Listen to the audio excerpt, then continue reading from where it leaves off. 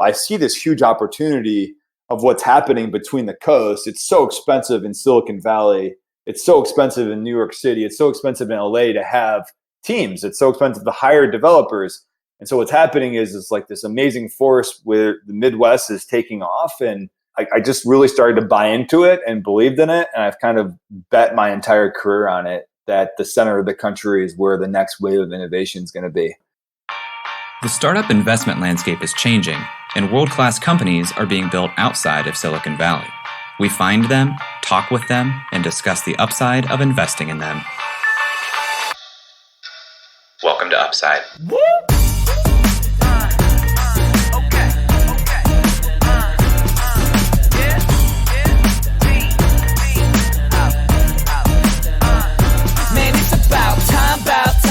Hello, and welcome to the Upside Podcast, the first podcast finding upside outside of Silicon Valley. I'm Jay Klaus, and I'm accompanied by my co-host, Mr. Engaged to be Wed himself, Eric Hornung. I'm off the market, ladies and gentlemen, everybody who was potentially interested. Officially off the market. Eric, tell us about this proposal that people need to know. Well, Jay, I'm a bit of a planner.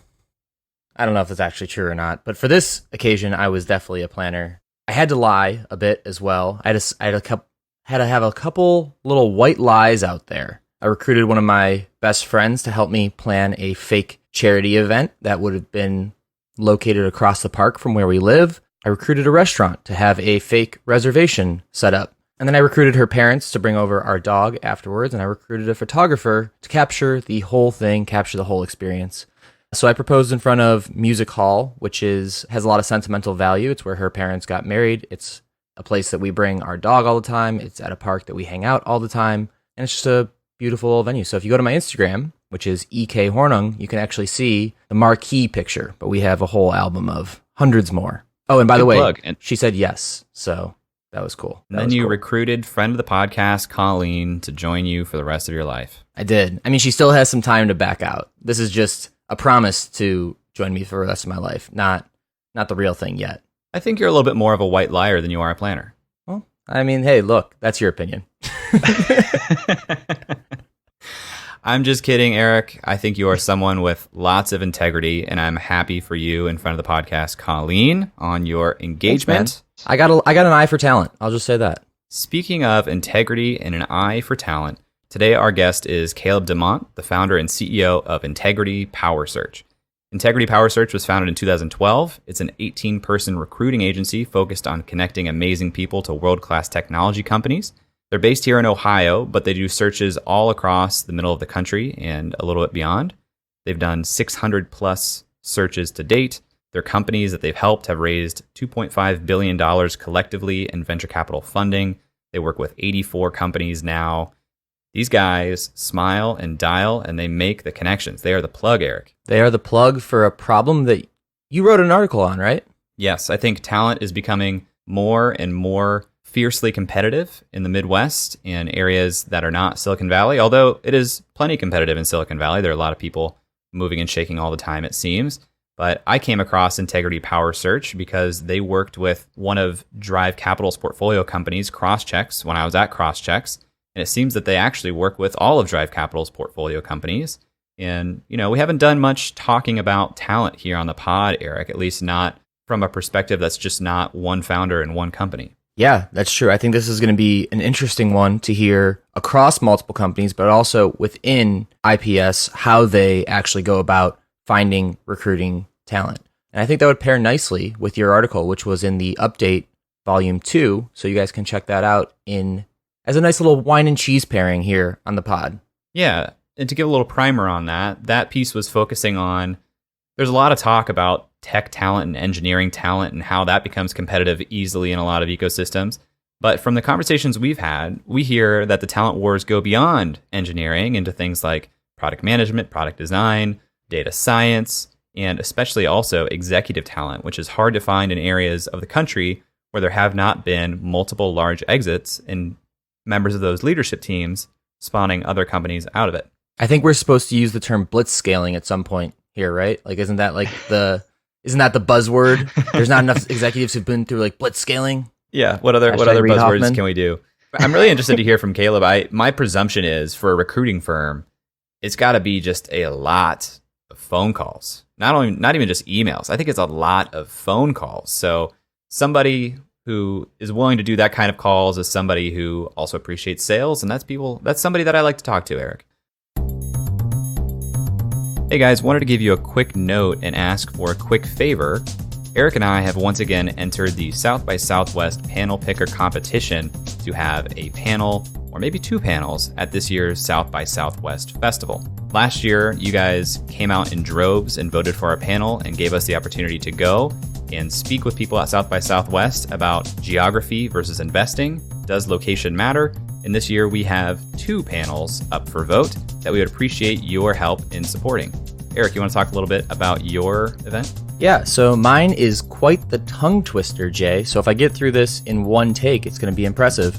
It's called Capitalist Running a Cashless Fund. I nailed it. It's about what Jay and I are doing here on the podcast, which is essentially running a venture capital fund without making investments of money, but instead making investments of time and giving people media attention. I think this idea can apply to a lot of other spaces, and we're going to tell our story and also talk about other ways that you can think like an investor, act like an investor without making specific investments. What do you got on the docket, Jay? My panel is called Connecting Tech Communities Outside Silicon Valley.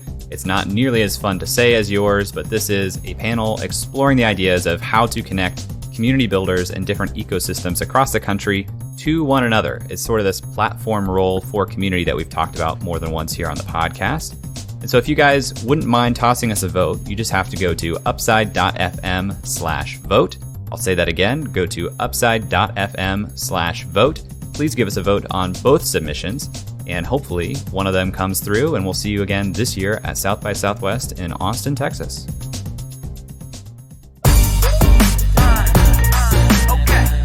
Kaleb, welcome to the show.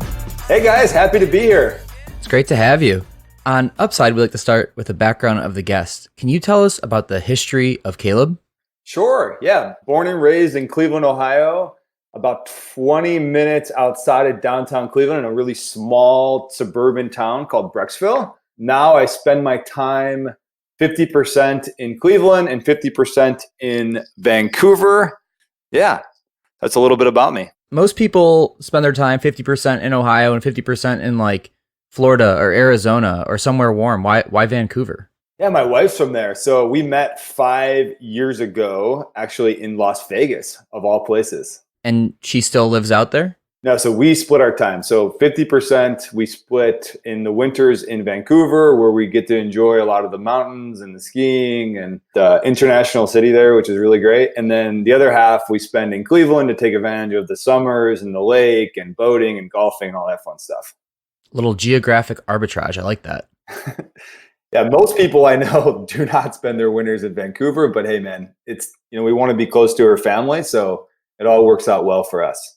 Tell us a little bit more about growing up in Cleveland, how you spent your time. Did you ever move out of the state in the interim? Yeah, it's been good. I grew up, went to public high school, was a big basketball player growing up, really competitive guy.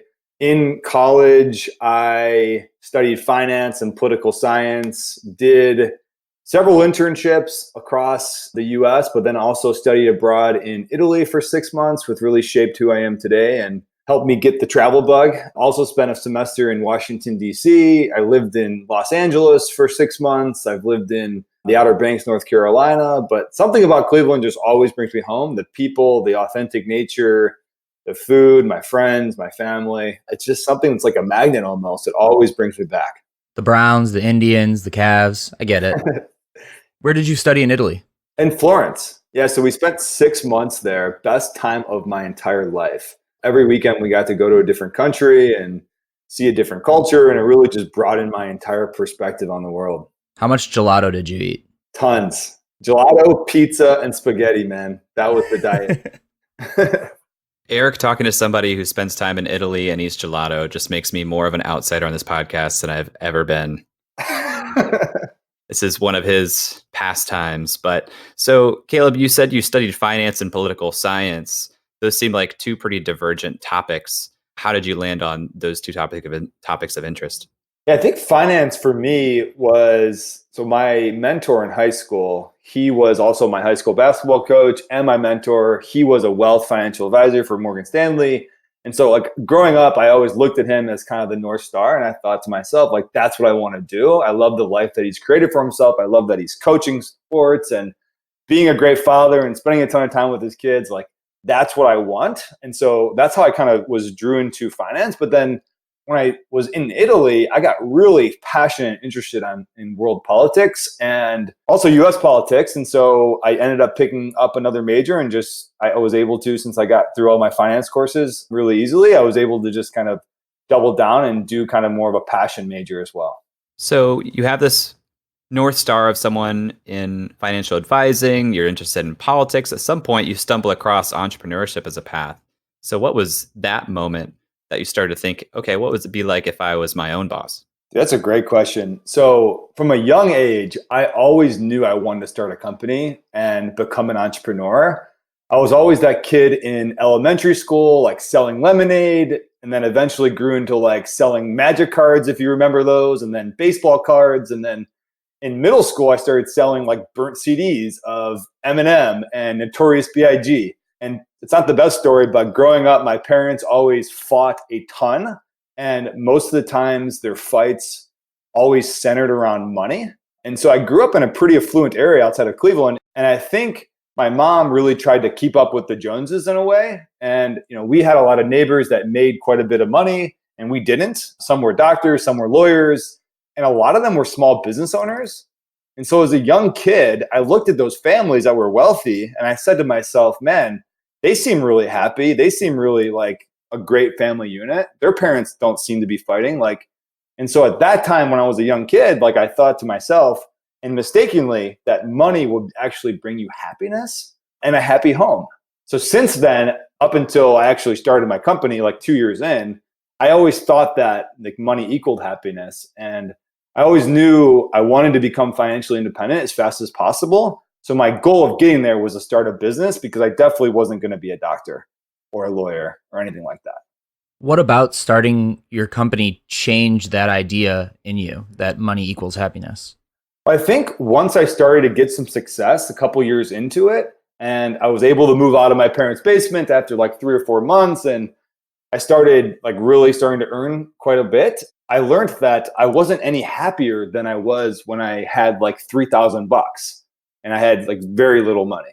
And so like the material things, in my opinion, like I'm just not into. I'm more into experiences. And so I realized that like community, relationships, experiences are really what brings me happiness versus, financial independence and money. So bring me back to this basement that you just glossed over. You were starting a company out of their basement. Is this like the proverbial Steve Jobs moment or what happened?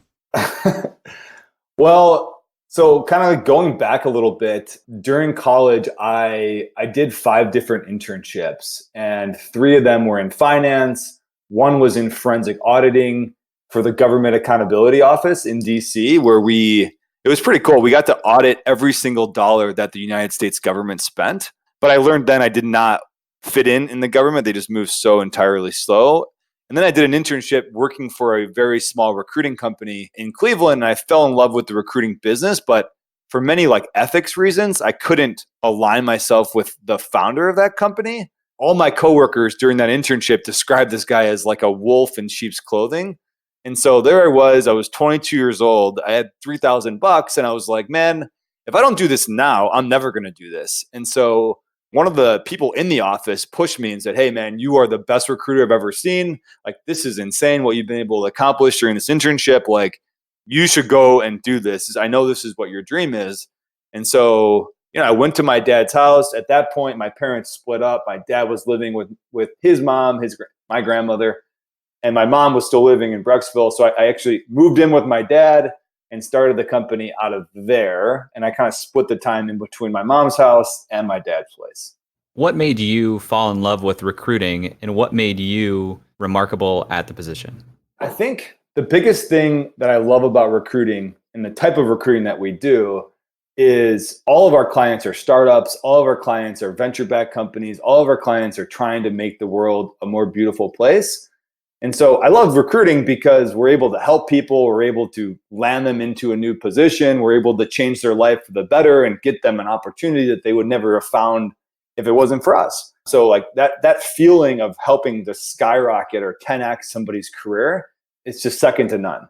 And then, like I mentioned, like the startups themselves, like actually those are all of our clients. And so, working with those types of companies, it's easy to get up every day and get excited about, what's going to happen in 3 to 5 years. Was it always the case that the business plan, when you walk down the stairs into your grandma's basement at this point, was the business plan always, hey, we're just going to work with startups? Or was there a V1 that had to get like tweaked a bit?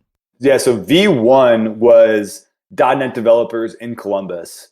That was V1. And I went after and I built relationships with thousands and thousands and thousands of .NET developers.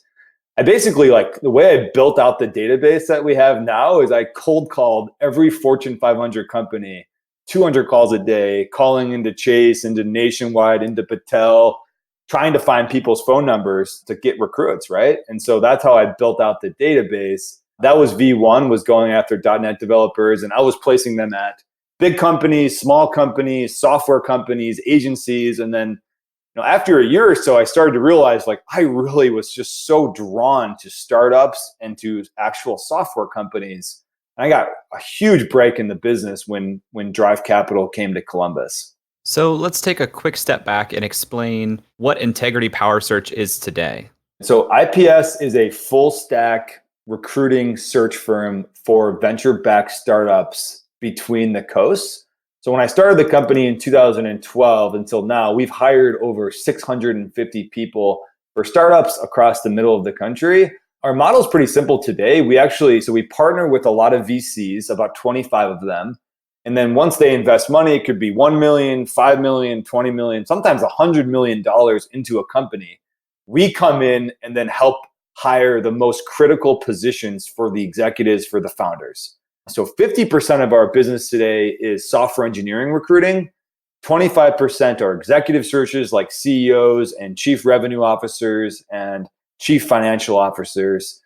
And then the last 25%, our clients ask us to go and search for product managers, software salespeople, growth marketers, customer success folks. So that's a little bit about us. We have 18 recruiters now. So over the last couple of years, I decided to kind of take IPS from a small lifestyle business of just myself. And now we have a team of 18 total recruiters here. You mentioned earlier that you really loved the experience of working for the other recruiting company, but there were some ethical issues you had with the founder. Your current company is called Integrity Power Search.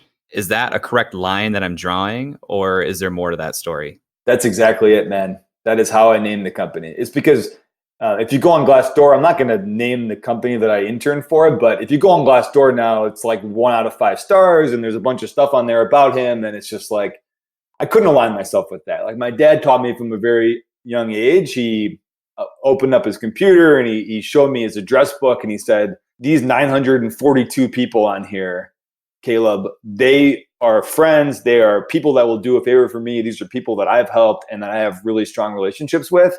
And you only want to align yourself with people that have strong integrity and strong ethics. And unfortunately, like, this guy, I mean, he taught me the entire business, but ethics wise, I just couldn't align myself with him. Is that uncommon in recruiting as an industry? It's a tough question to answer. I mean, I don't think it's uncommon. I think that recruiters definitely get a really bad rap, for sure. I mean, if you go on LinkedIn, there's always hate recruiter posts daily on there that pop up and go crazy. I mean, I think it's a really tough gig right now because of the unemployment rates are just so stinking low. So it's really tough to recruit in today's climate. And I think recruiters do anything and everything they can to get people on the phone. And I think sometimes they definitely do cross the line. Take me back to this decision. What was the catalyst moment when you went from, okay, this is a lifestyle business I'm building out, to, all right, I'm going to scale this thing, and now I have 18 recruiters working with me? Was there a catalyst moment, or was that just, like, how did that happen?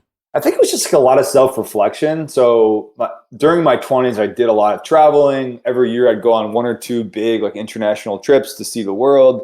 And I kind of got just ready to settle down, got married. And I just thought to myself, like, if I'm not growing, I'm dying. And so I see this huge opportunity of what's happening between the coasts. It's so expensive in Silicon Valley.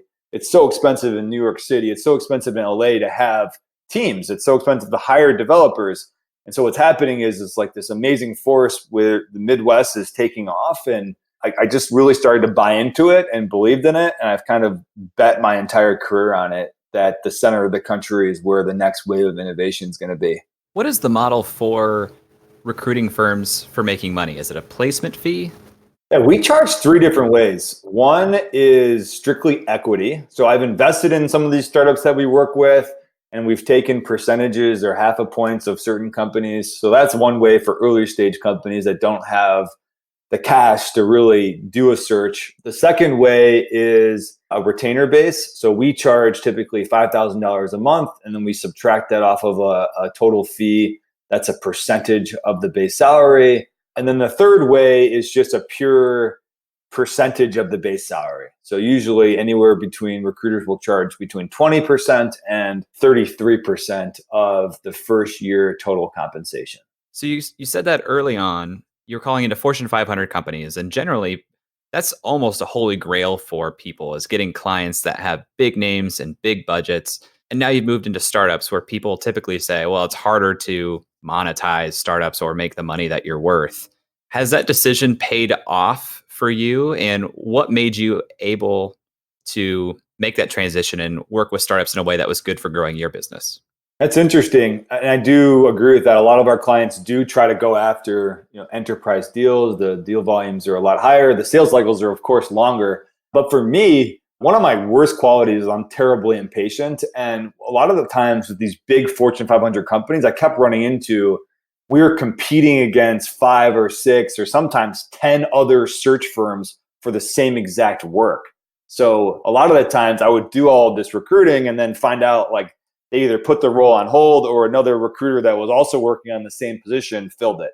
And so to me, I just felt like I was staffing roles of, one engineer out of, 4,000 inside of Chase. And that to me wasn't as appealing as to hire one out of the first 5 employees of a new company, because that way I have like a real impact on their growth. And that to me is exciting. How emotionally tied are you to the companies you're placing employees in?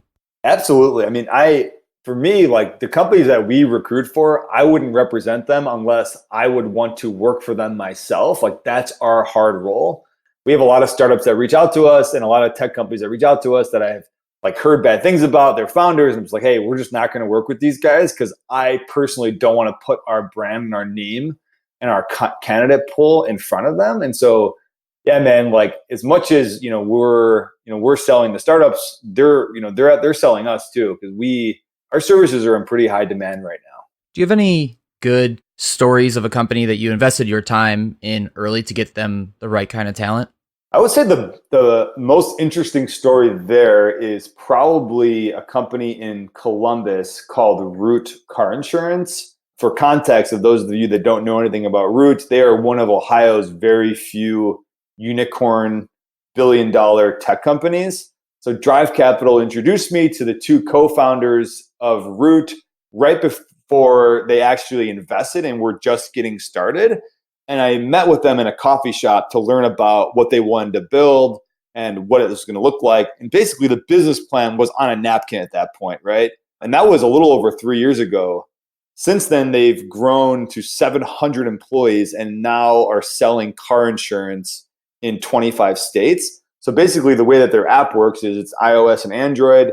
You download it on your phone and they discount car insurance to you if you have really, really good driving behavior. So they track how hard you brake, how fast you turn, the time of day, like how many miles so they're tracking all of this versus like the traditional insurance companies like, maybe Nationwide or Progressive, they're tracking a bunch of more antiquated data points. So I was fortunate, like I got in really early with those guys and helped build out a lot of the founding team. One of the cool ones that I'm most proud of is their chief data scientist that I hired for them, and then their head of design that I hired from Netflix for them, along with like their VP of product and many engineers. But yeah, it was one of the stories that I'm kind of most proud of just because of their growth and what they've been able to accomplish. What were those conversations like trying to get somebody to come to Ohio and work for a company that was just a business plan on a napkin.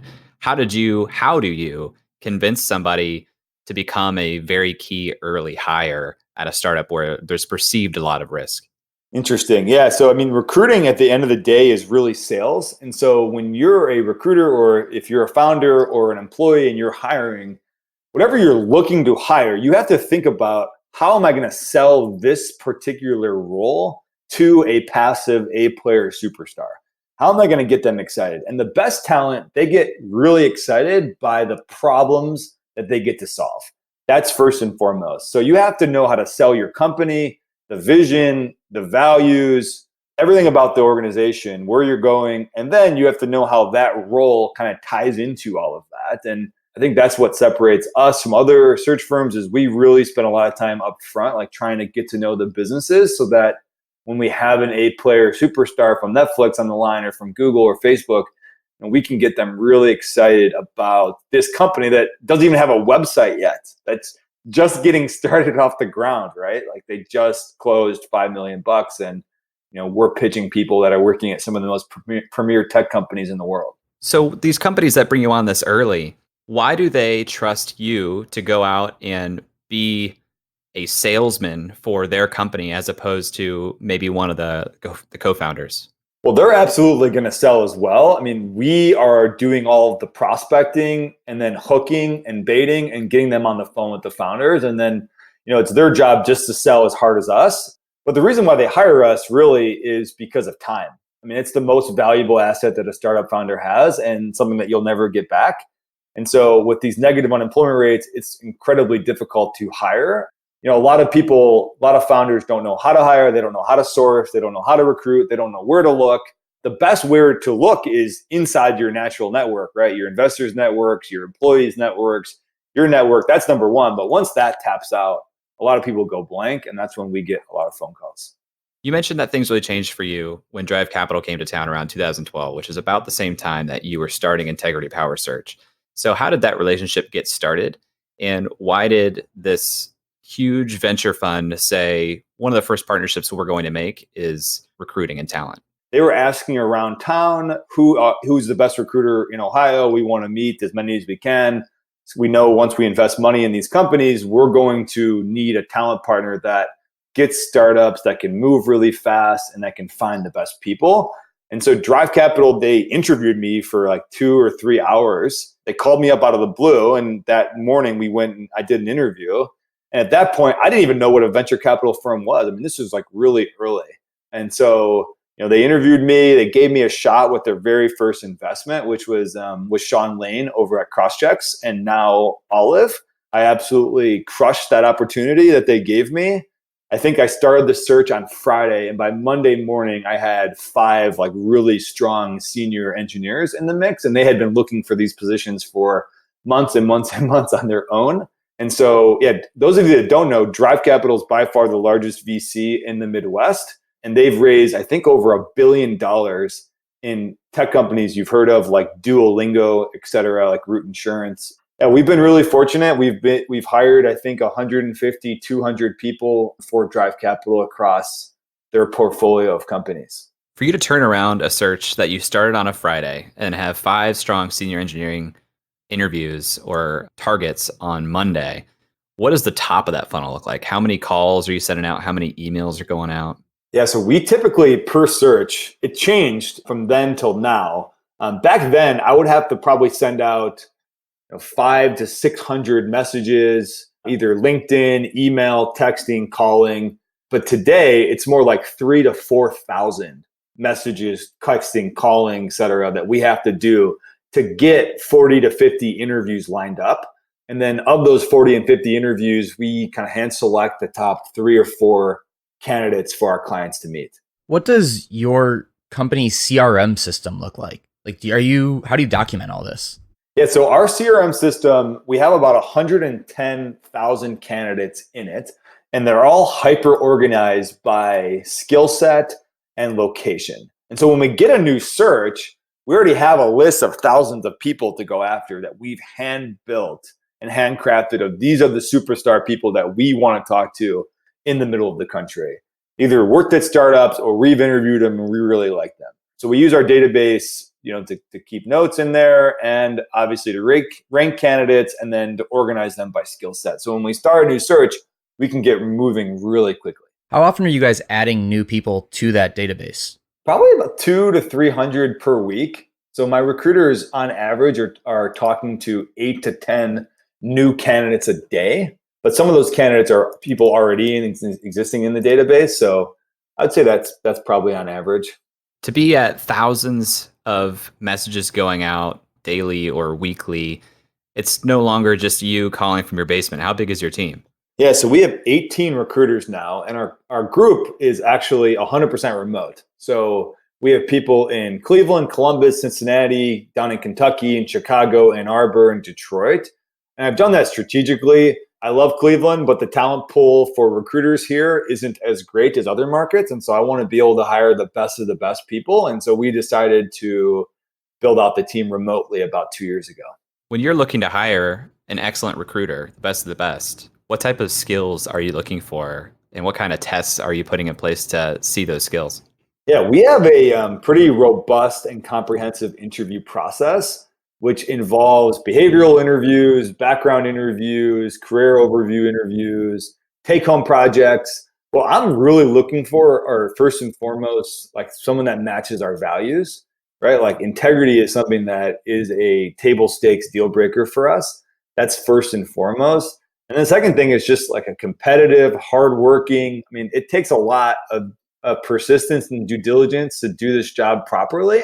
The other thing is just like IQ. Like, in a day, some of my recruiters are interviewing a CEO, and then the next interview is with a software salesperson, and then the next interview is with a growth marketer, and then the next interview is with a chief data scientist, right? And so you have to be super sharp and super smart to figure out, is this CFO better than this one? Like, what questions should I ask this data science? Like, what's the difference between user research and user experience and visual design? Like, there's so many nuances in all of these different roles. And so you have to be really quite sharp to fit in and do well here at IPS. Are there any IPS standards or best practices that thread across all those different types of varied interviews?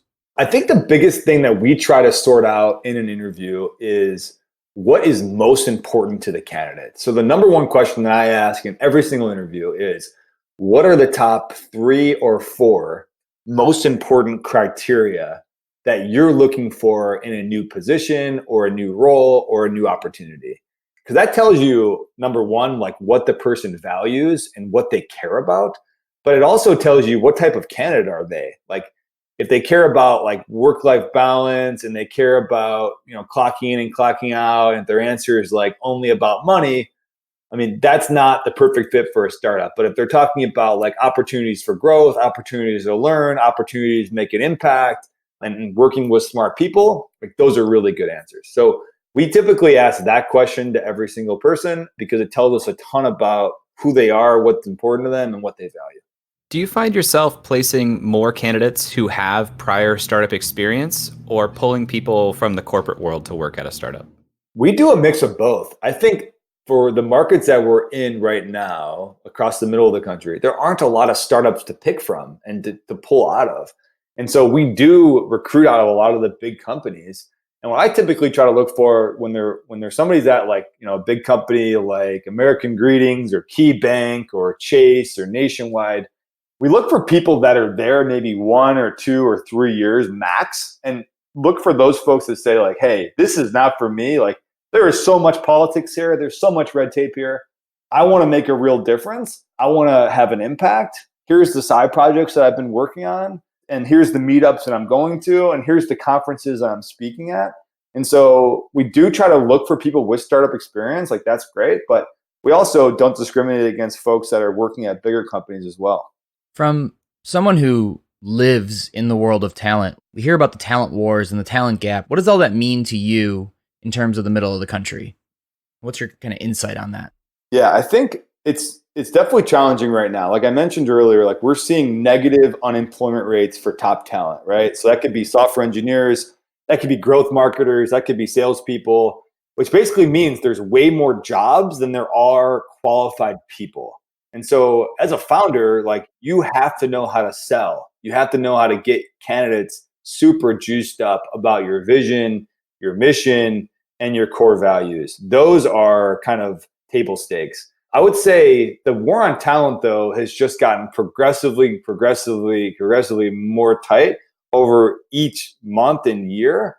We're not just competing against companies in the middle of the country when you're looking to hire, right? Like if I'm hiring a CFO, I'm not just competing against companies in Chicago. I'm competing against companies all over the place. There's a lot of startups and tech companies in Silicon Valley and in New York City that are looking at the middle of the country of, hey, we can hire a ton of engineers there and we can build remote teams there, or we can just hire remote people there and pay them the same as San Francisco wages, right? And so they'll have higher retention that way. And right now in Silicon Valley, believe it or not, the average engineer only stays at a job 9 months. But in the middle of the country, you pretty much have between 18 and I would say 36 months ballpark. How do you guys think about competitiveness within your own portfolios? Like you have, I think, 84 companies listed on your website in your portfolio, 84 startup companies. How do you prioritize them over each other or with each other? We prioritize the candidates. So when we have a candidate and we interview them, we like them a lot, and let's say they're a full stack software engineer and they're in Columbus, we'll say, hey man, here are the opportunities that we think could be a good match. Maybe it's Root Car Insurance, maybe it's Beam Dental, maybe it's Bold Penguin. Here are the opportunities. Which ones do you want to meet? Which ones are you most interested in? We can answer any questions about all of them. So we are very candidate driven at IPS, and we don't prioritize like one company over another. With the giant list of candidates that you have in your purview, are you at capacity for how many VC partners or companies that you can support, or does that still have room to grow with the current list of candidates? That is the biggest challenge in our business. It's like a teeter-totter, right? Do we have too many clients? Do we have too many recruiters to find all of the candidates? And so that's my job, is to try to figure out that equation. And luckily, we just hired somebody that has a ton of experience in finance and modeling. And so we've gotten a lot smarter using data to try to figure that equation out.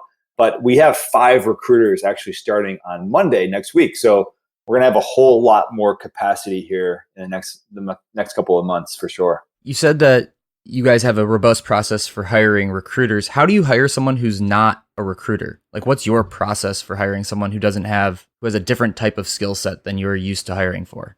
My model for hiring at IPS is we typically try to hire, they can have recruiting background, they can have software sales background, they can just have general sales background. But I want to try to find people that have like 1 to 3 years of that type of experience. And I don't really care which of the 3 it comes from, because at the end of the day, they're going to be going through our robust training program. So although we're a tiny company, only 18 of us, I have built out a robust training program to put people through, kind of like a boot camp style onboarding program to get people ramped up on how to hire, how to interview, how to recruit, how do you source, how do you find candidates, how to use our systems, how to use our processes, how do you interview candidates. And so we've built out a pretty robust training program to onboard anyone that we feel strongly that matches our values and has kind of that big sales motor.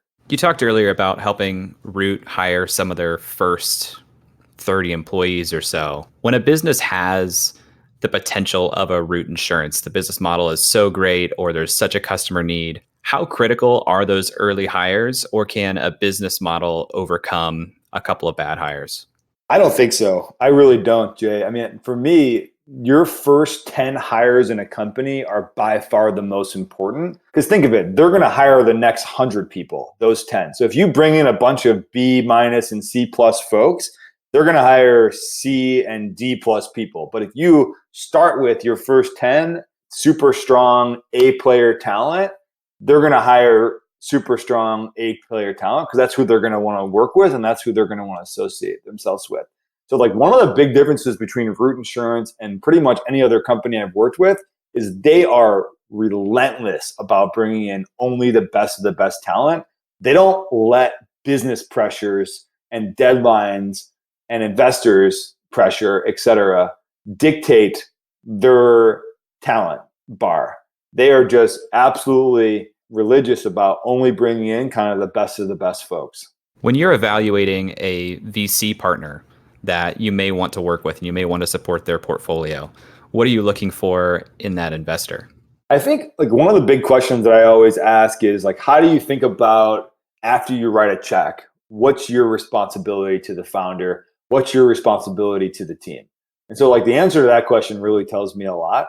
And so I care deeply about, and I like investors that don't just write checks, but they actually support the founders and they actually want to help out when it comes to hiring and recruiting and bringing in top talent, but also like helping with key customers and strategy and being active. So I've definitely met like both types of investors, ones that are purely, here's the cash, that's it. And then other ones like Drive that are very like hands-on and supportive and thoughtful and caring, and they want to go the extra mile for their team. Is there anything we're not asking about the world of talent or recruiting that we should be asking? I think a lot of companies don't think about like talent branding, for example, or interview process, or like how they look in the market and how they feel in the market. I think those things are really important. And I think a lot of startups like either don't think about them or don't place time into or value into those two buckets. What is talent branding? So talent branding is, to me, like how the market kind of perceives you as a company in the market. And so, one way to really get your brand out there is to treat candidates that are interviewing with your companies with respect and transparency, because every candidate that interviews at your said startup, like they are going to tell all their friends about it. They're going to tell their coworkers about it. And so if they have a great experience, other people are going to be encouraged to apply. And then I think like a lot of companies like Cover My Meds and Root Insurance, they do a great job of just getting out into the communities and hosting different events and startup weekends and user groups and meetups. And so like any chance you as a startup or as a company have an opportunity to engage with the public at large and help your overall brand, you're going to have more inbound than having to hire us to go outbound to go find people. So the more like you can get referrals and your employees can go in their networks, like the better your talent brand, the better that's all going to go. Is that part of your company's onboarding with a new company you're supporting, is helping them understand that and implement that? Yeah, we definitely talk to them about that. We definitely help them with interview process training, like what that should look like. And then also like giving them tips and tricks on what we've seen to make them more competitive in the market. That's something that we do free of charge and something that I'm like really passionate about, because I think a lot of companies just don't think about it. They're so worried about the next product release or the next sale, et cetera, but a lot of startups I find don't place a big emphasis on this stuff. Awesome. Well, this has been super enlightening, Kaleb. If people want to learn more about you or Integrity Power Search after the show, where should they go? So my email is just Kaleb with a K at integritypowersearch.com. You can drop me a line there or just go to our website, integritypowersearch.com. All right, Jay, we just spoke with Kaleb from Integrity Power Search. What do you think? You learned a lot about talent there? Still impressed by just the pure relentlessness that needs to happen for people in Kaleb's position of getting people on the phone. The speed to make connections for people was also something I wasn't thinking about. But when somebody has a job listing, you're trying to fill that as quickly as possible. The story that he told of getting an opportunity from Drive on a Friday and then having a bunch of candidates lined up by Monday, I think that speaks to the relentlessness that IPS clearly takes as central to their approach. And that's probably a good reason why firms like Drive Capital work with them. I never really thought about this before, but the numbers that he has, that's almost like a moat that you're digging, or a competitive advantage, or a flywheel, or whatever buzzword you want to use today, where the more people you can add to that database, and he said he's adding, a couple hundred every week at this point, and the better you can keep that information, the stronger that data is, the quicker you can pare down to people and say, hey, here's our top 100 list, go after them and get them to this job. And that really increases that speed. That's something I never really thought about, is keeping this huge back-end data repository of potential people for potential slots that you don't know exist yet. Something we didn't talk about directly in the interview, but now you saying that makes me think of, I wonder how Kaleb and his team think about managing and dividing their time. because you could spend a ton of time simply updating and maintaining that database versus calling people, getting them into the room to do the interviews, getting them on the phone with the founder, with the team lead that's looking to hire them. How do you decide what is more valuable, that incremental 5 phone calls to prospects versus increasing the database and building that moat? It's got to be something they're balancing constantly. I love when we come up with questions we should have asked in the interview after the interview. It's a constant. It's pretty much the mainstay of this final section of the podcast. How often do you get reached out to by recruiters, Jay? You have a product management background. Actually, never. And I don't know if I should be salty about that, but I get contacted pretty much never to consider a role. How about you? Why do you think that is? I don't know. I think there is a toggle that says open to opportunities or not in LinkedIn, and I'm pretty sure that's off. But yeah, I'm a little surprised about it. I mean, I get solicited all day on LinkedIn for different things. Things like, hey, try this sales software. Hey, let us build this website for you. Like, I'm constantly getting solicited for something, but never being offered a job. maybe I've just like done a really good job of painting myself as unemployable, or maybe nobody wants to hire me, Eric. I don't know. Well, that's good for me. Do you get job offers? Do you get recruited? Yeah, you'll get, I mean, probably once a quarter or so, someone will reach out, but it's usually something very hyper specific to my current job. Something that stuck out to me about Kaleb and his story, he started in the Fortune 500s, helping people land those jobs, which I just know has to be more lucrative on a per deal basis than working with startup companies or even working with venture firms, which I think is also a unique part of their model. But it's clear that he's building a company that he wants to build, that he wants to run, that he wants to be in the day-to-day, working with smaller teams, growing teams, scaling teams, and their founders to help build something new, as opposed to, I think you might have even said that the Fortune 500s were a little bit more boring.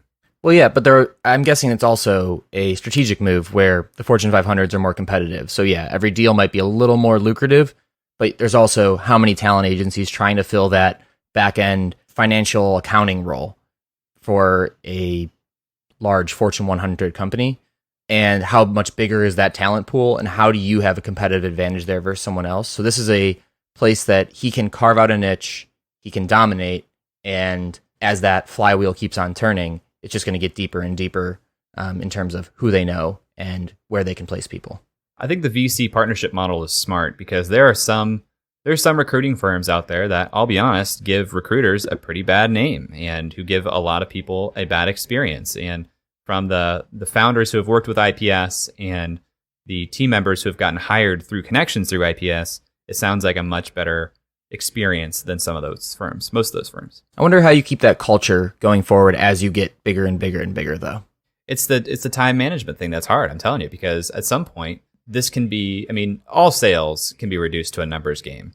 And so I think it is about building the culture. And Kaleb talked about the intentionality of how they interview people themselves. But I do think it's a big component of culture to make sure that the people on your team who are making all these phone calls and sending all these emails aren't treating people like a number and aren't treating people like a commodity, but putting some real thought and intention and, humanization. Sure, whatever.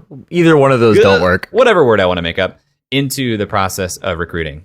So Kaleb focuses mostly on the middle of the country, but I'm curious what percentage of his database exists in the middle of the country. Like, is he reaching out to people on the coast and bringing them here? Or is it people like you who are product managers in Columbus looking for jobs and looking to place them in their own backyards? I don't think he mentioned anything about that in the interview itself, but I've seen him posting about the coasts on LinkedIn and on social media. So I would be curious how much of it is actively pulling people from the coast where they have that kind of fast growth experience, and how much is placing people in their own backyards.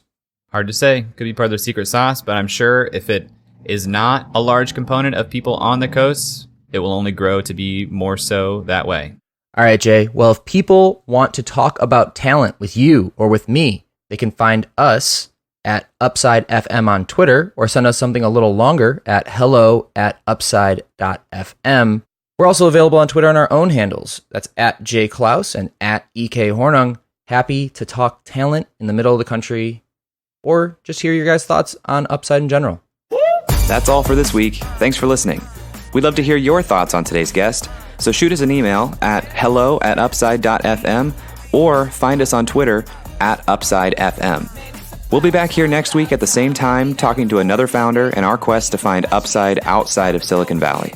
If you or someone you know would make a good guest for our show, please email us or find us on Twitter and let us know.